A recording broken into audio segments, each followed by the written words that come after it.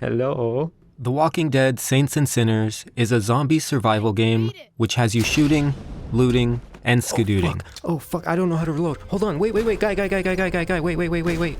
No, fucking shit. Oh, Jesus Christ, oh fucking stop, hold on, guys. What's up, everyone? This is Kory, and today I want to talk about a game which is so brutal that it actually made me question whether I'd actually survive a real zombie apocalypse. Zombies are slow and not that scary from a distance, but once you have to physically brain one with your own hands, things suddenly become real. And you realize that zombies aren't so easy to kill. You have to really put an effort to stick a blade into the skull of a zombie, and if you don't swing hard enough, your blade isn't going to penetrate. And at that point, you're in a bit of trouble.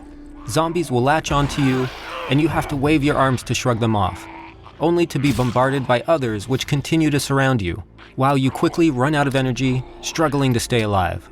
There are a ton of mechanics in this game, so we're going to try to go through them as quickly as we can. We are not going to spoil any of the story information, so I am going to stick to general gameplay aspects. In the first 30 minutes of the game, you find your main hub, which is a bus. This is where you will rest after each day, and it's where you can craft and store items as well. We will talk a bit more about it later on. Each day, you use a boat to venture out to the city, where you will complete tasks, loot, and kill zombies. Your days are not endless, and you have anywhere from 20 to 30 minutes of real time before the bell rings. You can stay longer, but you'll have hordes of zombies to fight through. To escape, you take one of the boats on the map back to your bus. With combat, you have guns, melee weapons, use of your hands to push zombies, hold zombies, and shake them off of you. I'd recommend shaking them off with your left hand to balance things out. Kick your butt. Whew, that's it. Guns are pretty self-explanatory. You pull the trigger, it shoots, and you reload using a pouch which pops up in front of your belly.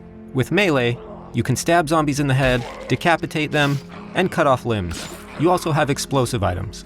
Crouching places you in stealth mode, where you can sneak up to or around zombies and enemies. So, we learned that ammo is located in the front of your belly. You also have a flashlight over your left chest, which you have to shake to charge. Again, I'd recommend making use of that left hand. You have your journal over your right chest, weapon slots at each hip for one-handed weapons, one quick access two-hand weapon slot over your right shoulder, and your left shoulder is where you grab your backpack, and it's where you place your loot as well. Your backpack has one additional two-handed weapon slot, 27 slots for loot, and a tab for quest items as well. You also have a watch on your left hand, which you can see your health, stamina, and time left in the day before the bell rings, which brings hordes of zombies to the streets. In a zombie survival game, you of course have health and stamina. Health can be replenished with bandages, and your health pool can become smaller from getting sick from fighting zombies. Medicine is used to restore your weakened health bar, and make sure you keep track of this, because the game doesn't babysit. A good way to know if your health is low is to listen to yourself coughing. Stamina allows you to sprint and use melee weapons. This bar can become weakened as well, and is replenished by eating food or drinking. Your stamina itself goes back up when you rest, meaning not running or using energy to swing weapons. Alright, so how do you get all of these weapons, bandages, and yummy Pop-Tarts? Well, you simply pick them up. Pick them up. Pick them. You pick them up. You pick them up. You fucking pick them up. What the fuck? Alright, we will get into that shortly. Looting is a primary aspect of the game, and with looting, you'll find everything you need to continue surviving in The Walking Dead Saints and Sinners. It's actually half of what you do in the game. You can also craft food, bandages, medicine, weapons, weapon upgrades, stamina and health upgrades, and get other things like backpack size increases for storing more loot. So, remember that bus? This is where you will end your day. In the bus, you can salvage junk items which you looted. Each item will have a display indicating what scrap items the junk will turn into. These scraps can be used for crafting. Next to this, there's an area for storing items.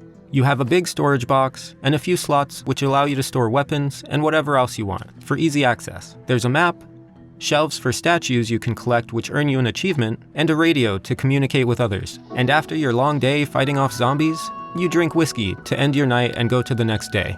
Who thought drinking whiskey was a good idea before going to sleep during a zombie apocalypse? I don't fucking know, but that's what you do. Alright, so that's pretty much everything you can do in the game mechanically. There are a few other things you can do, like smoke cigarettes and throw weapons, but I think I covered the fundamentals. Outside of all that, what's the objective in the game? Well, there's an entire story, believe it or not. And I won't talk about it, again, to avoid spoilers, but the main story takes an average of about 12 hours to beat, which is pretty damn solid for a VR title, which also has endless gameplay. Aside from the main story, you have side quests as well, and everything else you do each day in The Walking Dead Saints and Sinners is entirely up to you. You can gather resources to upgrade your crafting station, find interesting ways to kill zombies, or just breathe some fresh air and take in the views. I enjoyed that some of the zombies are a bit faster, and some are slow, which is a nice touch. The world feels great, and I found that the 20 to 30 minute days are perfect for a VR session. I personally can't handle much more than 2 days in The Walking Dead Saints and Sinners before I need a break, which is about an hour of gameplay. And it felt good ending a day and feeling satisfied with all the loot I brought back to my bus. The progression with weapons in the game is great, and I really enjoyed the crafting system. There are definitely improvements to be made, but they made some nice choices with allowing you to track recipes so you know which items to loot when you're out in the city. She has fucking blood on her teeth. I can't trust her. If you don't trust someone, even if they are part of the main story or side quests, you can kill them if you would like. Of course, this has a direct impact on the story and quests which you do, so if you kill everyone, you will drastically limit yourself with available quests. So let's go back to what I mentioned earlier, and talk about what I found disappointing in the game. Weighted guns feel awkward and take some time to get used to. The weight to melee weapons makes sense, and feels good once you adjust to it. However, I have a personal issue with the weight they added to guns. Guns in VR should not have weight added to them, and this is why. And now it's time to listen to Kory rant.